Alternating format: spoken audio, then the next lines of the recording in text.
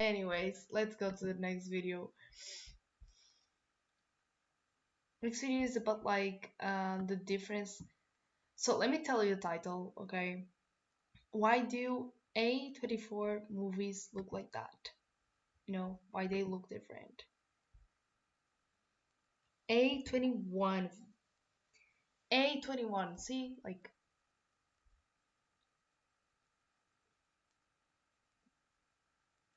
even though we know that it's not A24, but anyways.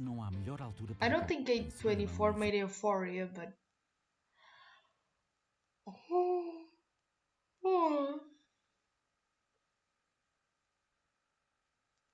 22. Maybe I need to go When get people some. choose which movie to watch, they might check who's the director or who are the actors. No, I choose more for the vibe. But recently, people started watching movies because Can you stop of the right there, studio. please? Imagine if someone 10 years ago Yeah, I think it all started because Studio Ghibli.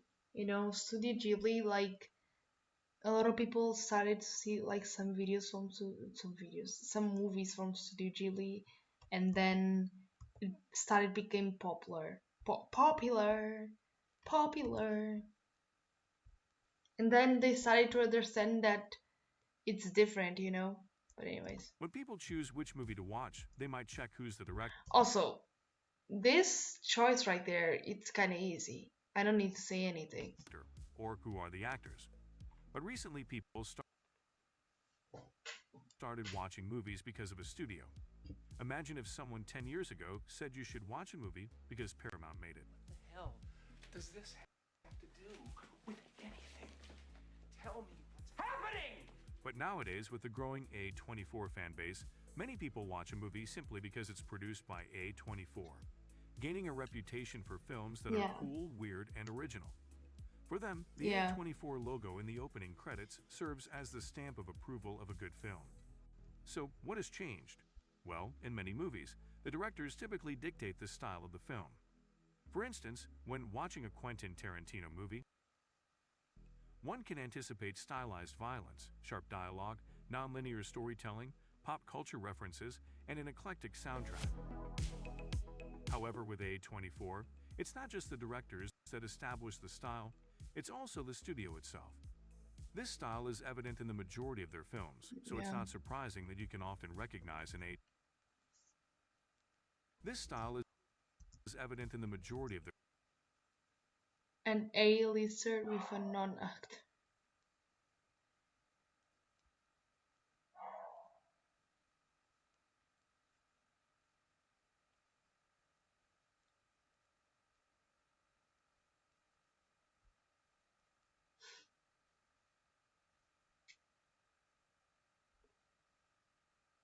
Okay. Sad kids. Sad Films, kids. so it's not surprising that you can Depression. often recognize an A24 movie upon viewing it. The roots of this style trace back to 2012 when the A24 studio was founded. One of their main principles when starting out was that they wouldn't use any forms of traditional marketing because it's expensive. Instead, they opted for cheaper viral forms of marketing. To execute viral Wait, Instead, they opted for what they cheaper made? viral forms of.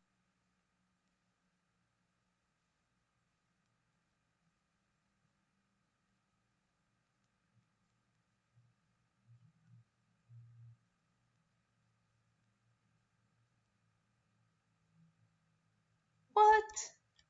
Marketing. To execute viral marketing effectively, their movies had to be crafted for social media virality. And with that, the movie Spring Breakers was born. Look at my shit. Look at my shit. I got my blue Kool-Aid. Ooh, you got your Kool-Aid. I got my fucking nunchuck. In this movie, four college girls hold up a restaurant to fund their spring break vacation. What makes it more intriguing is that these roles are portrayed by former Disney starlets. This was quite a surprise for teens who were accustomed to seeing them in wholesome entertainment, now watching them embark on a mischievous adventure. This is the first A24 movie that most people saw, and it's a very good example of an A24 style. It also had a lot of memeable sequences, which helped them in the marketing aspect, leveraging memes to get the movie buzzing without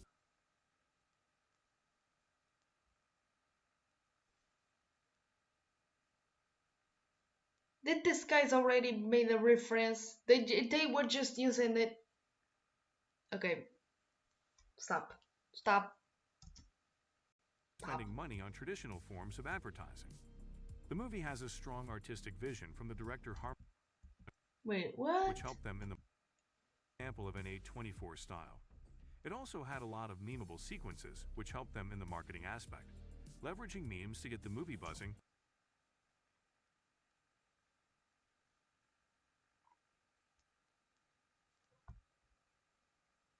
Actually, this is a really good way to describe Without A24. spending money on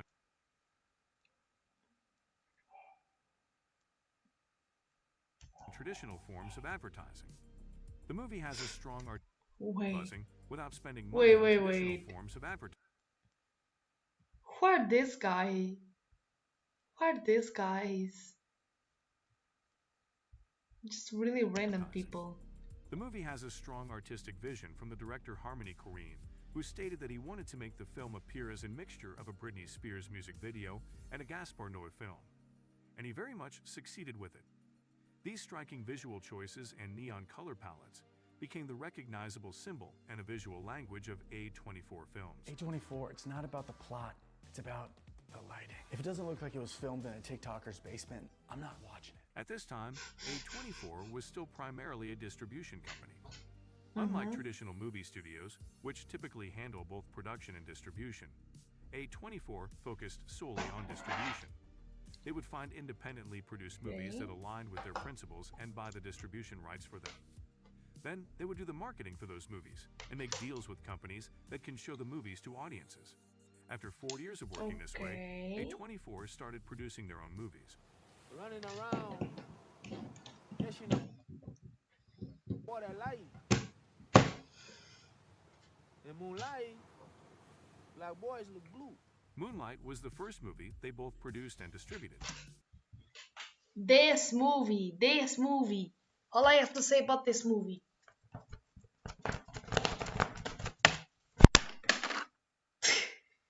Sorry. And it was a big success, both Too. commercially and critically. Moonlight, best picture. If we look at its style, Moonlight has that classic A24 vibe. A distinct character-focused story and lots of neon and subjective lighting. But why is it that many other A24 films also have that same artistic visual vibe? Well, it's connected to certain characteristics that contribute Anyways, to a wait. classic A24 vibe. A distinct character-focused story and lots of neon and subjective lighting. But why is it that many other A24 films also have that same artistic visual vibe? Well, it's connected to certain characteristics that contribute to a cohesive feel in their movie catalog. Number 1, artistic vision. A24 tends to work with filmmakers who have distinctive artistic visions, resulting in films that share thematic and stylistic elements. Number 2, narrative depth. Many of their films explore complex themes and character-driven narratives, which creates a similar depth of storytelling across their lineup. Number 3, focus on independent filmmaking. A24 primarily distributes independent films, which often prioritize creativity and unique storytelling over commercial appeal. This focus leads to a similarity in tone and approach across their films. Number 4, innovative storytelling. A24 is known for supporting innovative and unconventional storytelling techniques, which can create a sense of similarity in the way stories are presented to audiences. Number 5, target audience. A24 has cultivated a specific target audience that appreciates thought-provoking and emotionally resonant cinema, leading to a selection of films that cater to similar tastes and preferences. What'd you put on? Oh, it's one of my favorites. Huh, probably sucks. So I'm looking for individuals who are 18 to 25 and have a burning desire to break free from the traditional system. In the process of making a movie, filmmakers are presented with a choice. Tell a story in an objective way that is detached from a character, or in a subjective way that replicates the character's point of view and the emotions he is experiencing. If we get back to those 5 characteristics of A24 films, it's completely logical that most of their filmmakers will opt for a subjective storytelling, which inherently calls for a subjective approach to cinematography. One cinematography concept that can be used to tell a story in an objective or a subjective way is lighting. Objective storytelling is achieved with naturalistic lighting.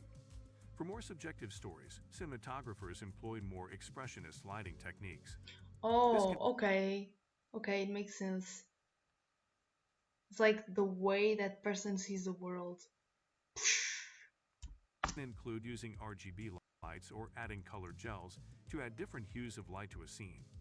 Using vibrant exaggerated color lifts the stories beyond reality, capturing the mood or perspective of a character in that moment, rather than merely presenting the world plainly as it is. Given that most A24 films are character-focused, it's understandable that they often employ more subjective lighting, contributing to a cohesive visual vibe and the feeling that their movies look somewhat similar. While there are exceptions such as The Lighthouse, which despite being black and white, still utilizes subjective and artsy cinematography connected to A24. Or to put it this way, if another Yeah. A24 film, like The Green Knight, had to be filmed in black and white, it would look just like The Lighthouse. But A24 doesn't just make movies, they make TV shows too. Wait, they made Euphoria? Wait, they actually made Euphoria? I didn't know that. A lot of people who watched Euphoria didn't know it was produced by A24. But when they found out, Exactly. it made perfect sense. The Yeah, cinematography actually, just yeah. screams A24. This distinct visual style played a big part in the show's success. But the look isn't hyper-stylized just for the sake of being hyper-stylized. It's crucial in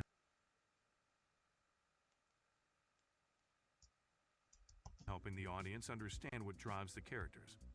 The filmmakers of Euphoria wanted to achieve something they call emotional realism. They wanted to show the extreme highs and lows of adolescence visually, even if those visuals didn't adhere to a physical realism. This look of emotional realism is easier to create when you have the locations and occasions like in Euphoria. But what if it's a project where the setting just doesn't allow for fancy set design and lighting?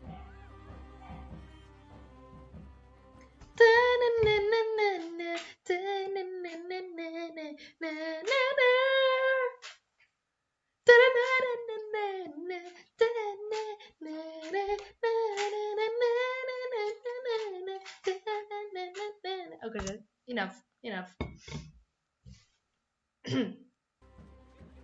Midsummer is a good example of this. Although made by the same director and cinematographer of Hereditary, which was their first feature film, Midsummer is completely opposite in the visuals. With Hereditary, they were pursuing this look that was almost too dark.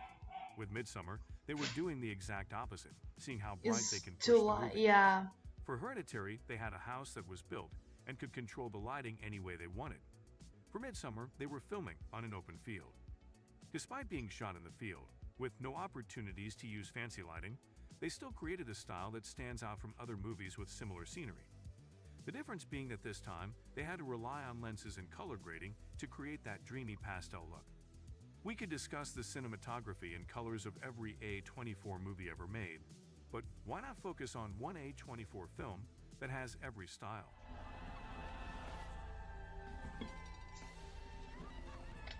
Maybe, maybe that's why the title movie and the story of the movie is like that because it has all together.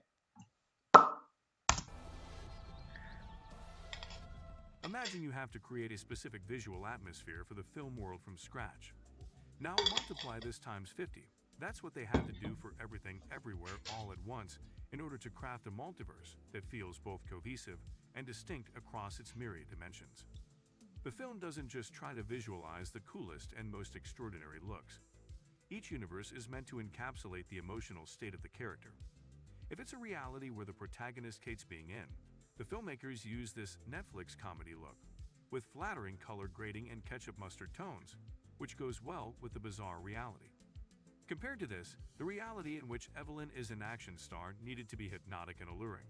while the so-called Alphaverse, where people develop crucial technology to track the direction of other universes, possesses strong Star Wars vibes. The filmmakers utilize all available tools to visually distinguish between the different worlds and support the narrative. For instance, in the opening scene, they employ mixed lighting to underscore the chaos in the protagonist's life. She struggles to focus on anything, and the juxtaposition of cold and warm lights within a single room intensifies this feeling. With that many worlds with unique but still similar aesthetics, everything everywhere all at once might just be the perfect example of how all A24 films look the same but different. If you want to make your videos and photos look like A24 movies, check out our collection of movie LUTs and Lightroom profiles. Thanks for watching. Subscribe for more videos like this, and we'll see you in the next one.